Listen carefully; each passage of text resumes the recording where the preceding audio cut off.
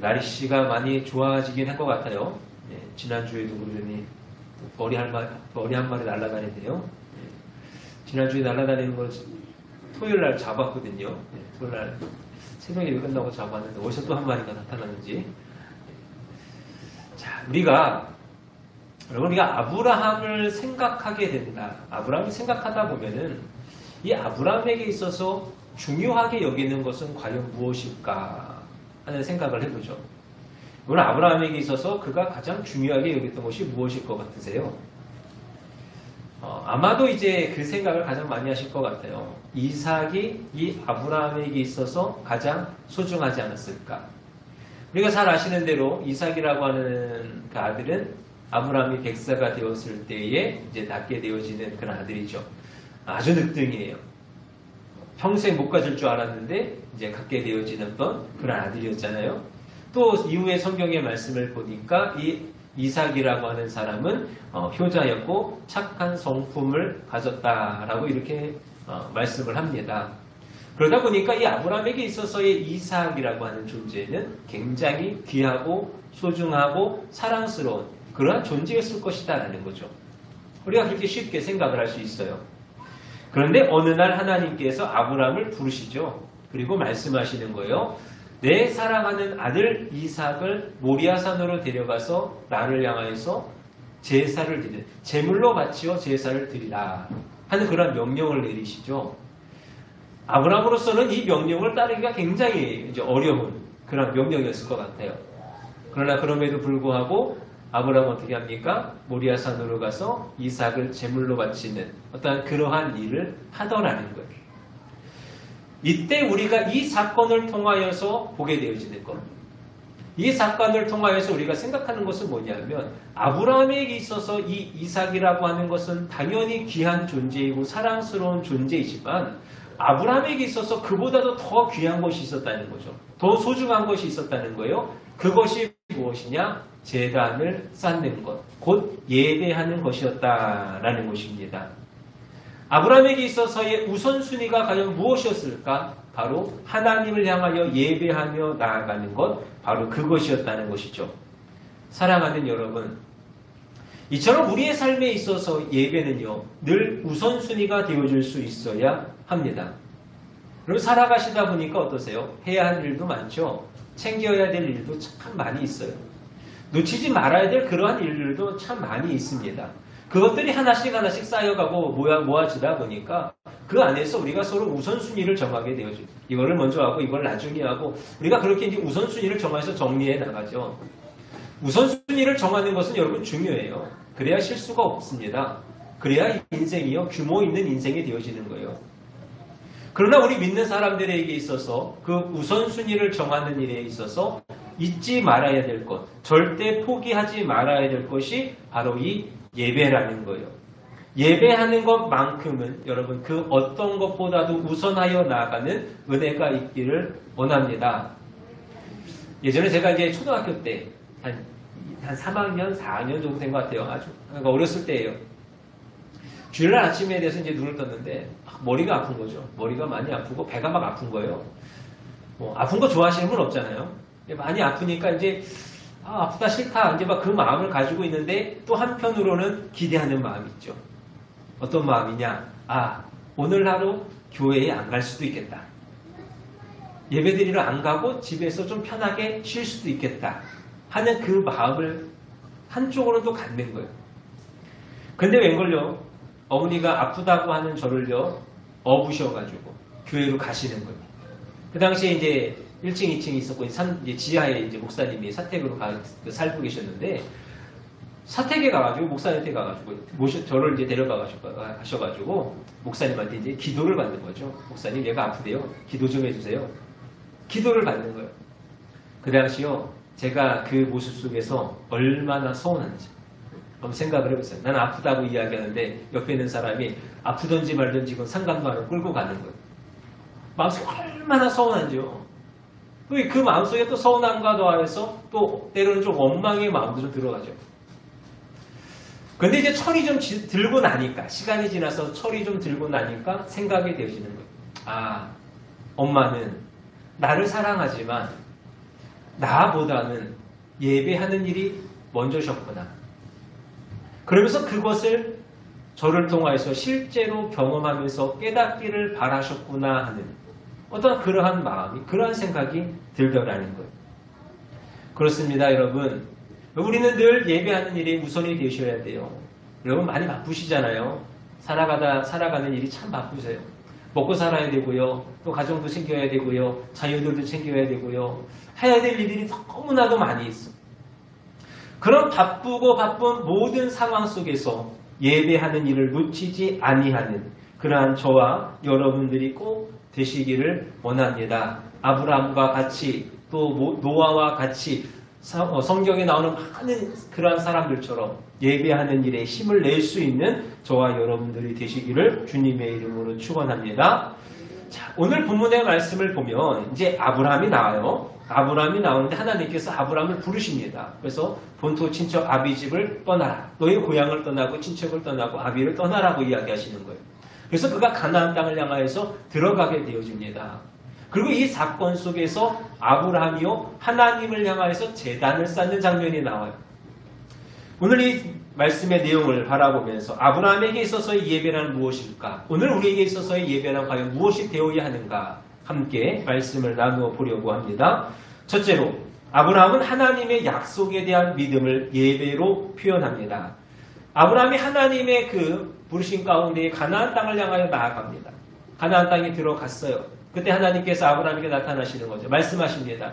내가 이 땅을 내 자손에게 주리라 하시는 약속의 말씀을 주셨어요. 땅의 약속을 받은 아브라함은 하나님께서 자기에게 나타나신 그곳에서 제단을 쌓게 되죠. 하나님은 아브라함에게 약속의 말씀, 땅의 약속을 주셨습니다. 그리고 아브라함은 그 약속에 대한 반응으로서 예배하며 나아가더라는 거예요. 자, 그런데 그렇게 하나님의 약속에 대해서 예배로서 반응하며 믿음으로 나아갔지만 약속의 그 땅, 그 약속을 받기까지는 오랜 시간이 걸리더라는 거죠. 자, 한번 잘 생각해 보세요. 하나님이 아브라함을 부르실 때의 그의 나이가 75세입니다. 세월이 지나갔어요. 어느덧 사라가 죽게 됩니다. 그의 나이가 127세예요. 아브라함과 사라의 나이는 10살 차이예요. 그럼 아브라함의 나이가 어떻게 되죠? 어려우신 건 아니죠. 127세에다가 10만 더 하면 돼. 아브라함의 나이가 137세. 자, 그러면 사라가 죽었을 때에 이 아브라함이 하나님으로부터 주어지는 그 땅의 약속을 받은 것이 과연 몇 년이 지났을 때 있을까? 137세예요.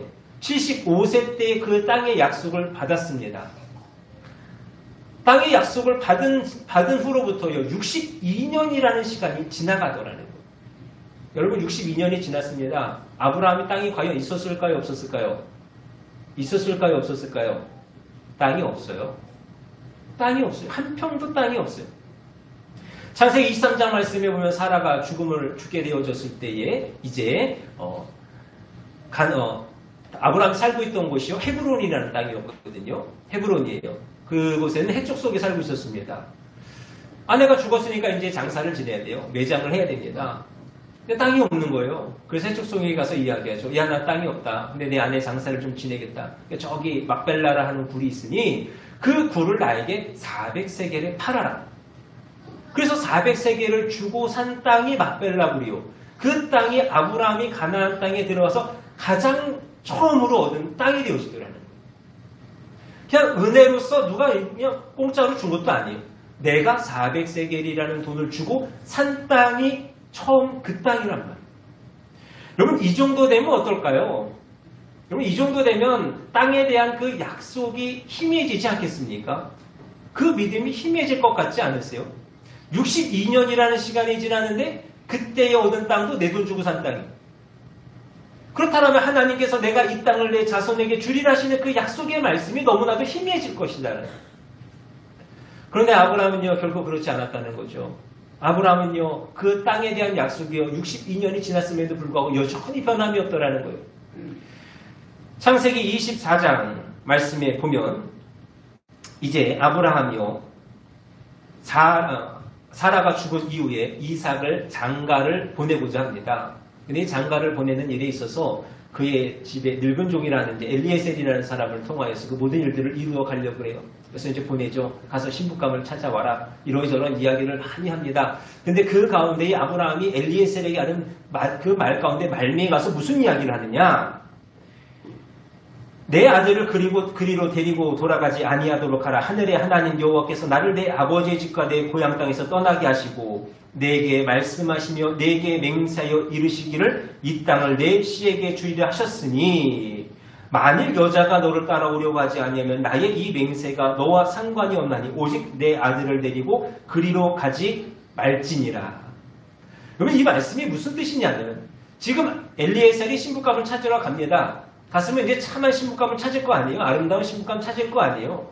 근데 만약에 그 신부가 지금 아브라함이 살고 있는 그곳으로 오려고 하지 않는다면, 만약 그렇다고 한다면 아무리 아름답고 아무리 참한 신부를 할지라도 데려오지 말라는 거예요.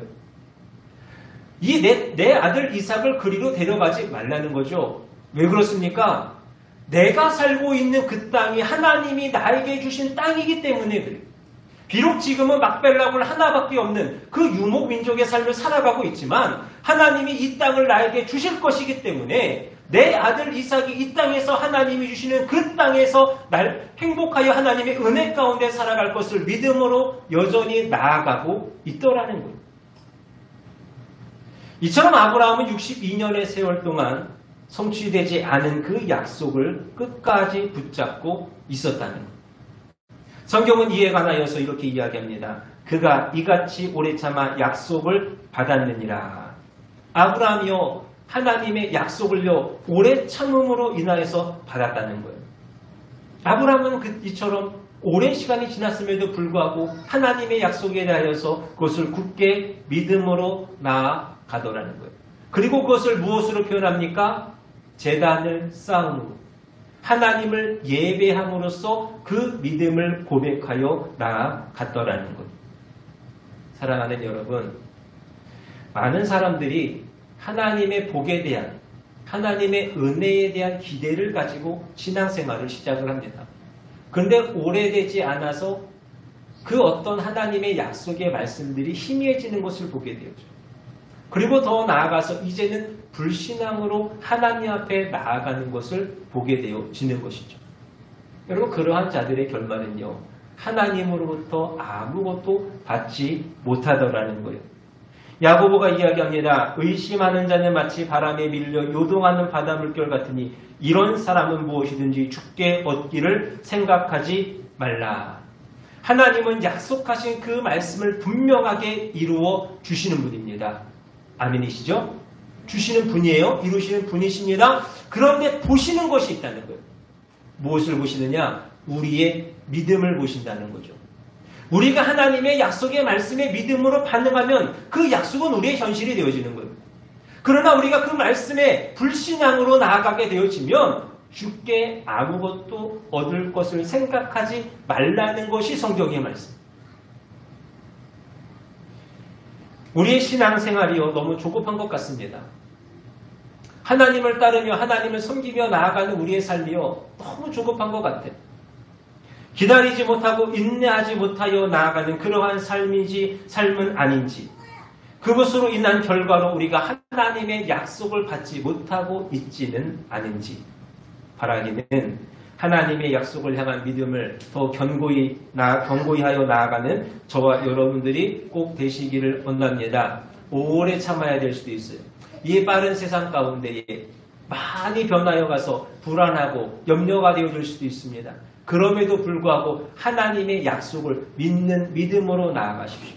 그리고 그 믿음의 고백으로서 하나님 앞에 더 힘을 내어서 마음을 다하여서 예배하는 일에 힘을 낼 수 있는 저와 여러분들이 되실 수 있기를 원합니다. 예배는 하나님께서 약속하여 주신 그것을 우리 가운데 이루시리라는 우리의 믿음의 고백입니다. 예배를 통하여서 하나님께 믿음의 고백으로 나아가는 저와 여러분들이 되시기를 바랍니다. 두 번째로 아브라함은 하나님의 도우심으로 인한 승리의 확신을 예배로서 표현합니다. 아브라함이 하나님의 뜻을 따라서 세겜 땅에 들어가게 되어집니다. 세겜 땅에 들어갔는데 그곳에 살고 있던 사람들이 이제 가나안 사람들이에요. 여러분, 가나안 족속들, 장대한 사람들이다라고 이렇게 표현을 하죠. 민수기 13장, 14장 말씀에 보면 이제 이스라엘 백성들이 가나안 땅에 갑니다. 정탐을 하는 거예요. 그때 그들이 돌아와서 하는 말이 뭡니까? 그들 앞에 우리는 메뚜기와 같도다. 그만큼 우리가 너무나도 부족하고 너무나도 연약하고 너무나도 무능력하다 하는 그러한 표현을 하는 거죠. 그럼 그들을 바라보는 이 아브라함은 어떠했을까요? 뭐 아브라함이라고 별 다를 게 있었겠습니까? 하나님이 갑자기 어느 날 나타나셔서 야, 너 나 따라와라 부르셨는데 그때부터 이미 믿음의 조상은 아니었잖아요. 아브라함도 똑같을 것이다라는 거죠. 두려울 거예요. 염려하는 마음이, 위축되는 마음이 너가 많을 것이다라는 것이죠. 그때 하나님께서 아브라함에 나타나셔서 하시는 말씀이에요. 내가 이 땅을 내 자손에게 주리니. 아브라함의 마음에 이 주시는 하나님의 말씀이 어떻게 들려졌을까? 내가 이 땅을 너에게 주리니 너는 두려워하지 마라. 너는 염려하지 마라. 내가 너와 함께하리라 하시는 그러한 음성으로 들려지지 않았겠습니까? 그리고 아브라함은요, 그 고백을 가지고 제단을 쌓으며 나아가더라는 거예요. 보세요, 여러분. 세겜 땅이라 그러잖아요. 이 세겜이라는 땅의 이름을 아브라함이 이제 지은 거예요. 붙인 겁니다, 이름을. 이 세겜이라는 이름의 뜻이 뭐냐면, 당시에 어깨라는 뜻을 가지고 있어요. 어깨. 그리고 어깨라는 것은 어떤 권위, 힘, 이러한 것을 의미를 합니다. 그러니까 지금 아브라함이 하나님을 향하여서 고백하는 거죠. 하나님은 나의 권위가 되어주시며 하나님은 나의 힘이 되어주신다는 거예요. 나는 무능력하잖아요. 나는 연약하잖아요. 그들 앞에 나는 너무나 부족하단 말이에요. 그러나 하나님이 나의 힘이시고 하나님이 나의 능력이 되어주시니 내가 그 땅 가운데에서 승리하여 나아갈 것입니다. 하는 그러한 고백으로서 제단을 쌓으며 나아가더라는 것이죠.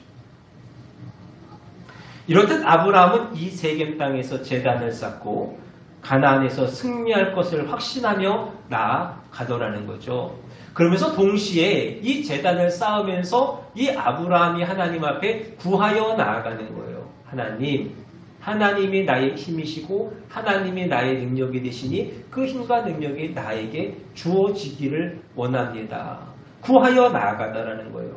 8절 말씀해 봅니다. 아브라함이 제단을 쌓고 여호와의 이름을 불렀다라고 이렇게 말씀하고 계십니다. 여기서 여호와의 이름을 불렀다라는 것은 나는 무능하니 나를 도와주옵소서라는 그러한 의미예요. 성경에 보면 이제 여호와를 불렀더라 하는 표현이 많이 나옵니다. 근데 가장 처음 여호와의 이름을 불렀던 것이 언제냐면 에노스라는 사람이에요. 이제 창세기 4장 말씀에 보면은 이제 아벨이 죽잖아요. 그래서 아담이 아벨 대신하여서 셋을 낳습니다. 그리고 셋이 에노스를 낳아요. 그러면서 에노스를 낳았을 때 사람들이 비로소 여호와를 부르더라 라고 이렇게 말씀을 하죠. 왜 그때 가서야 에노스 때에 하나님의 이름을 불렀을까? 여호와 이름을 불렀을까? 그때가 돼서야 사람들이 깨닫는 거예요. 아, 우리가 연약하구나. 우리가 부족하구나 하는 것을 깨닫는 거죠. 이 에노스라는 이름의 뜻 자체가요, 사람, 인간 이런 뜻을 가지고 있어요. 그리고 죽을 수밖에 없는 존재 이런 뜻을 가지고 있습니다. 그러니까 알았다는 거예요. 깨달았다는 거예요. 아, 우리는 죽을 수밖에 없는 존재구나. 우리는 그렇게 연약한 존재구나. 우리는 그렇게 부족한 존재구나. 그러니까 전능하신 하나님을 찾는 거예요. 그러니까 능력의 하나님을 찾는 거예요. 여호와의 이름을 부르더라는 것은요, 그러한 의미를 가지고 있다는 것이죠. 지금 이 아브라함이 여호와의 이름을 부르더라는 것도 마찬가지예요. 아브라함이 그냥 여호와 이름을 부른 것이 아니에요. 고백하는 겁니다. 하나님, 내가 저들을 바라보니 나는 저들을 이길 힘이 없고 저들을 이길 만한 능력이 없고 나는 너무나도 무익하오니 무능하오니 하나님이 나에게 힘을 주시고 하나님이 나의 능력이 되어주셔서 저들을 이겨나갈 수 있도록 내게 은혜를 주옵소서. 구하여 나아가는 모습이 이 제단을 쌓으며 여호와의 이름을 부르더라는 거예요. 사랑하는 여러분, 우리는 연약한 사람들입니다. 그렇죠? 하나님이 부르시는 사람들은 누구예요? 미련하고 약하고 천하고 멸시받고 없는 자들이라고 말씀합니다. 우리는 그러한 존재들, 그러한 사람들이에요. 우리가 그렇게 연약하니 우리의 지혜와 강함과 존귀와 풍성함이 되시는 그 하나님을 찾으며 나아가야 하는 것이 마땅하지 아니하겠느냐. 그러할 때에 하나님은 미련한 우리를 들어서 지혜로운 자들을 부끄럽게 하시고 약한 우리를 통하여서 강한 자들을 부끄럽게 하시고 없는 자들, 멸시받는 자들, 천한 자들을 통하여서 승리를 이루게 하시는 그 놀라운 역사를 이루어내어 주실 것입니다. 바라기는 아브라함과 같이 가시는 곳곳마다 예배하는 삶을 살아가시기를 원합니다. 하나님이 역사하실 것을 믿음으로 고백하며 예배하시기를 원해요. 그리고 그 예배함을 통하여서 하나님이 나에게 힘을 주시고 하나님이 나에게 능력을 주시어서 능히 이기는 삶을 살아가기를 하나님이 주시는 그 복된 삶을 쟁취하여 나아갈 수 있는 저와 여러분들이 되실 수 있기를 원합니다. 마지막으로 아브라함은 하나님을 향한 사랑을 예배로서 표현합니다. 아브라함은요 가는 곳마다 예배를 드렸습니다. 그리고 여호와 이름을 불렀다라고 말씀해요. 그럼 아브라함은 왜 그렇게 여호와 이름을 열심히 불렀을까? 왜 열심히 불렀을까요? 그 이유는요 자꾸만 하나님이 생각났기 때문에 그렇겠죠. 그럼 하나님 왜 자꾸 생각이 났을까요? 그것은 하나님을 사랑하기 때문에 그래요. 여러분 사랑을 다 해보셨죠? 그렇죠? 사랑을 다 해보셨을 거예요. 여러분 사랑하면 어떻습니까? 방금 헤어져도 보고 싶은 게 사랑이에요. 보고 있어도 보고 싶은 게 사랑이에요. 내 마음, 내 생각을 가득 채우고 있는 것. 그것이 바로 사랑이라는 것이죠. 아브라함이 하나님을 찾았던 이유가 바로 이것이라는 겁니다. 사랑 때문에 그렇다는 거예요. 하나님을 너무 사랑하니까 그의 생각에요. 하나님밖에 없어요.